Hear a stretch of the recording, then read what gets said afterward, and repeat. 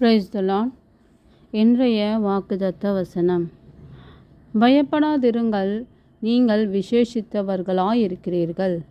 மத்தேயு 10:31. நாம் அடைக்கலான் குருவிகளை பார்க்கலாம் விசேஷித்தவர்கள். ஏனென்றால் அடைக்கலான் குருவிகள் கர்த்தருடைய வாயின் வார்த்தையினாலே உண்டானது.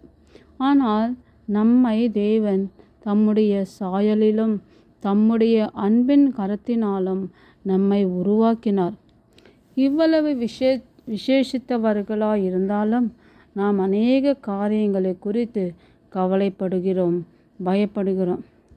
எதிர்காலத்துக்குரிய பயம், தேவைகளுக்குரிய பயம், பிரச்சனைகள் போராட்டங்களுக்குரிய பயம், சத்துருக்களின் பயம், வியாதி நிமித்தமான பயம், மரணத்தின் பயம், இவ்விதமாய் அநேக விதமான பயங்களினாலே நாம் விசுவாசத்தை அசைக்கப்பட்டு ஆண்டவரை விட்டு தூரம் போகிறோம்.